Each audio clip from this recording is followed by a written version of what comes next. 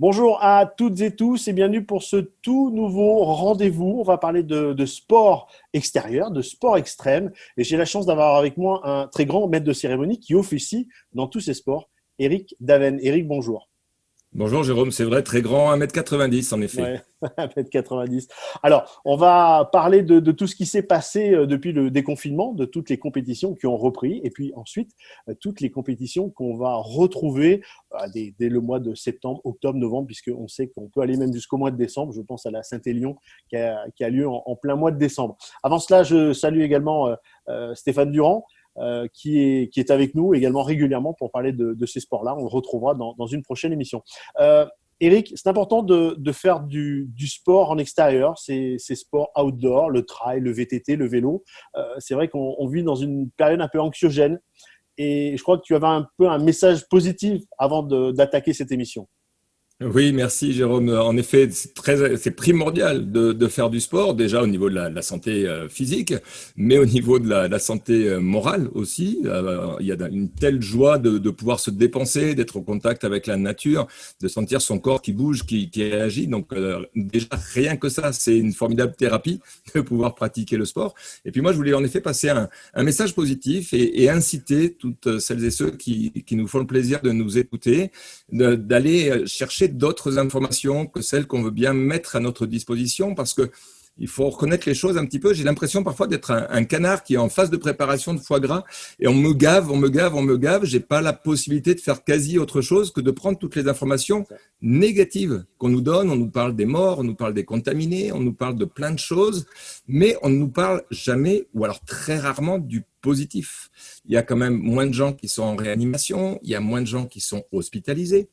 Certes, il y a plus de gens qui ont détecté la Covid, mais il y a Parce qu'il y a énormément il y a de plus en plus de de tests, tests donc qui sont évidemment. faits. Voilà, c'est comme dans le dopage. Si tu as fait des contrôles antidopage, tu as plus de chances de trouver des coureurs dopés que si tu n'en fais pas. Eh bien là, c'est la même chose.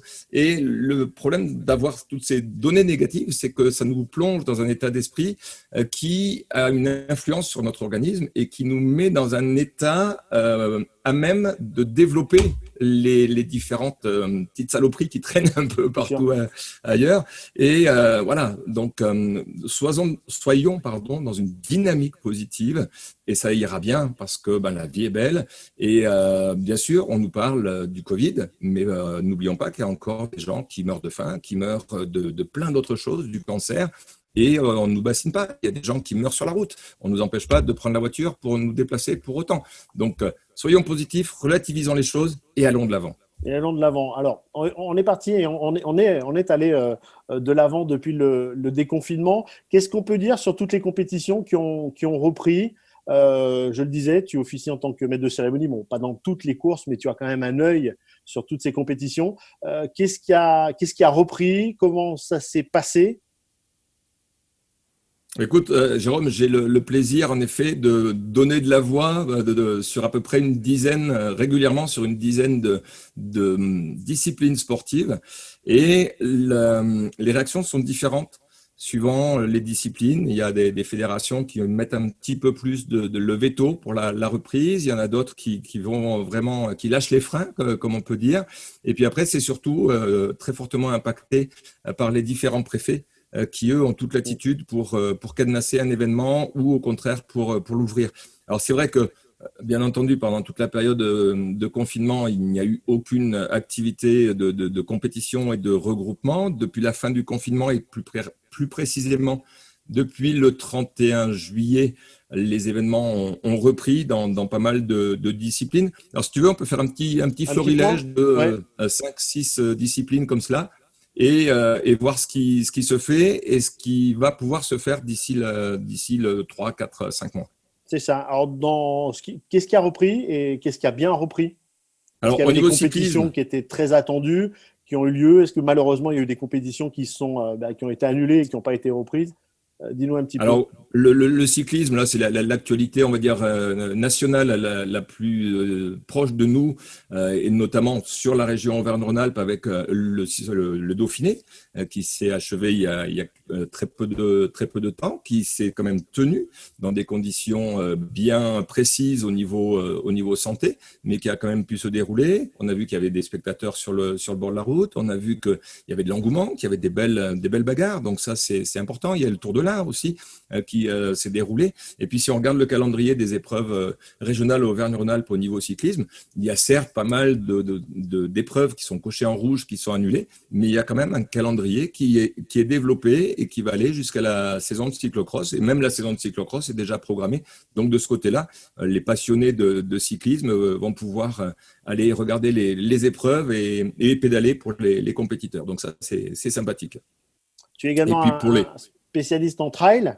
Tu connais bien Oui, ces… alors trail aussi, j'interviens un petit peu. C'est vrai que tu parlais tout à l'heure de la Saint-Élion qui va se dérouler en fin d'année. Un petit peu plus proche de nous, il va y avoir l'Ultra 01 aussi qui va se dérouler du côté d'Oyonnax avec cette année un plateau sportif extraordinaire. Il y a de très très nombreuses têtes de série mondiales qui seront présentes sur l'Ultra 01. Donc ça, c'est aussi pas mal.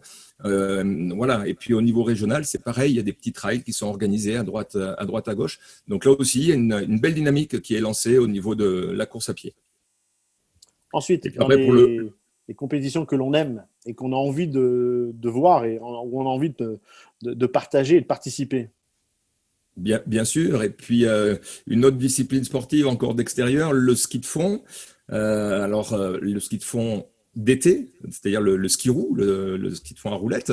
Là, les événements ont été annulés pour le championnat de France qui devait se dérouler du côté d'Uriage et de Champs-Rousse, mais il y aura quand même d'autres événements ski de fond roue, ski de fond d'été, pardon, qui se dérouleront d'ici la fin de la saison, vers le mois d'octobre. Et puis surtout, aujourd'hui, on a notre collègue Thomas Bray qui va pouvoir cette semaine reprendre le micro sur du biathlon d'été, puisqu'il y a une grosse exhibition, un gros show de biathlon d'été qui va se dérouler à Bessan dans les jours à venir. Donc ça, c'est une belle chose aussi au niveau positif. Eric, est-ce que toutes ces compétitions se jouent, se pratiquent devant du public ou on a huis clos ou on profite de la jauge de 5000 personnes? Alors écoute, moi pour l'instant, les compétitions auxquelles j'ai pu assister et participer en tant que speaker, maître de cérémonie, c'était des compétitions de VTT à l'Alpe d'Huez et aux Deux Alpes le week-end dernier. Et on est dans la jauge des 5000 personnes, mais avec des conditions de sécurité, des conditions sanitaires très précises. Il faut passer régulièrement des messages au niveau du public qui généralement est quand même réactif. Il peut y avoir des zones où le port du masque est obligatoire parce qu'il y a une proximité et pas de possibilité de distanciation. Et puis d'autres zones où, sur un parcours de VTT, par exemple, les spectateurs peuvent se rendre, et où là, il n'y a pas de problème de distanciation et où le masque n'est pas obligatoire. Mais en règle générale, il y a du public et on sent que les gens ont envie de se régaler, envie d'assister à de la baston au niveau sport, de se faire plaisir.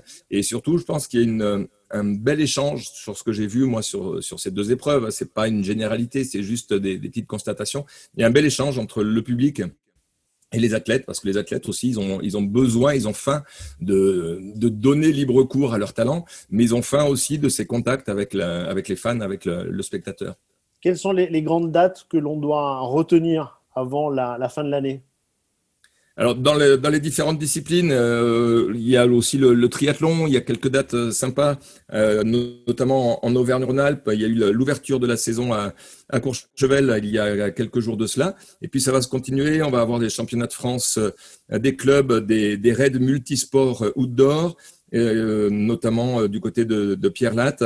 Donc, voilà, il y a des grandes épreuves qui sont programmées. Il y a des belles épreuves régionales aussi Auvergne-Rhône-Alpes en triathlon qui seront programmées. Pour le VTT, par exemple, eh bien, la semaine prochaine, dès vendredi, dans la station des Menuires, il y aura les championnats de France de VTT qui vont se dérouler sur le cross olympique, la descente, le trial. Et là, on va vraiment se régaler parce que on a les meilleurs mondiaux qui font partie des Français. Donc, il y a quand même un calendrier qui est lancé. Là, on parle que de la région Auvergne-Rhône-Alpes, hein, on Oui, parle tout pas à des fait. autres. Auvergne-Rhône-Alpes et le département du Puy-de-Dôme et également de Haute-Loire que tu connais très très bien. C'est vrai qu'au fur et à mesure de nos émissions, on rentrera un tout petit peu plus en détail sur les compétitions. On aura des invités également et c'est vrai qu'on prendra plaisir à découvrir, à redécouvrir des compétitions dans des villes, dans des villages dont on n'a pas forcément l'habitude de parler. N'est-ce pas, Eric? Voilà, exactement. Puis je voulais aussi, il y a vraiment plein de compétitions qui sont encore organisées, et je voulais juste aussi faire une parenthèse par rapport aux bénévoles sur les épreuves, parce que c'est vrai que il y a une difficulté à trouver des bénévoles parfois, et c'est primordial pour l'événementiel, quel qu'il soit, qu'il y ait des bénévoles qui donnent du temps, s'engagent auprès d'un organisateur, fassent confiance à un organisateur pour pouvoir permettre à un événement de se dérouler. Et c'est vrai que ça, c'est important. Et j'ai discuté sur les deux épreuves que j'ai animées avec les bénévoles.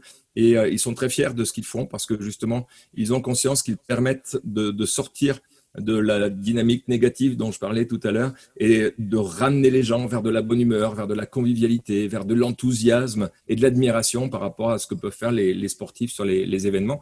Et sans bénévoles, on ne peut rien faire et on serait à la maison, ça serait embêtant, ça. Bon. Alors, on t'a très bien entendu, de temps en temps ton visage se figeait, mais on a entendu tes propos, Eric.